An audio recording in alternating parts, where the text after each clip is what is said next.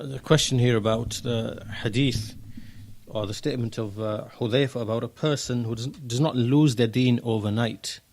And so someone's asked a question in relation to the hadith where it mentions that a believer will wake up in the morning as a believer and reach the evening as a disbeliever, or reach the evening as a believer and reach the morning as a disbeliever. So how would you reconcile between those two things? So they're referring to two separate things. As for the hadith, Shaykh Ibn Baz, he has an explanation of this hadith, and he says the hadith itself, بَادِرُوا بِالْأَعْمَالِ فِتَنًا كَقِطَعِ اللَّيْلِ الْمُظْلِمِ, hasten towards good deeds before there come tribulations which are like a piece of the darkness of the night, in which a person will be a believer in the morning and reach the evening as a disbeliever, and reach the evening as a disbeliever and reach the morning as a believer.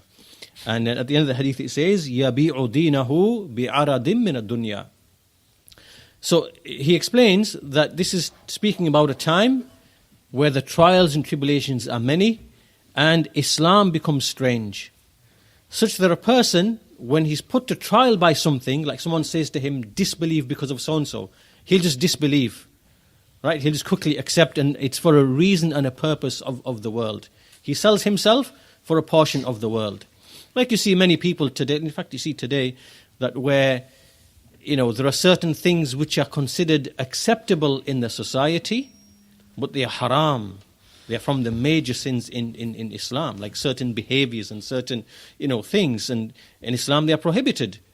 And there are people out there, Muslims, who are willing to distort the book of Allah and distort the sunnah of the messenger and quickly accept these views and these practices and these ideas and sell their religion. It means making takdeeb of Allah and takdeeb of the messenger. They are saying that Islam allows this when it doesn't.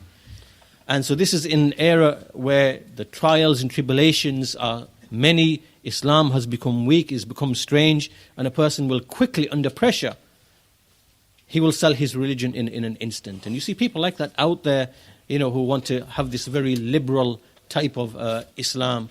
And so this is the general meaning of what Shaykh Ibn Baz is explaining, that a person is put to trial with something and he'll sell his religion in an instant. But as for the statement of Hudhayfa, how the deen is stripped from a person, this is now when a person, over a prolonged period of time, he's engaging in sin and he's abandoning obligations, and over time his deen is just removed from him, and it's not something that happens overnight. So that's the difference between the two statements. There's no conflict between them because they're referring to two different processes. Allah knows best.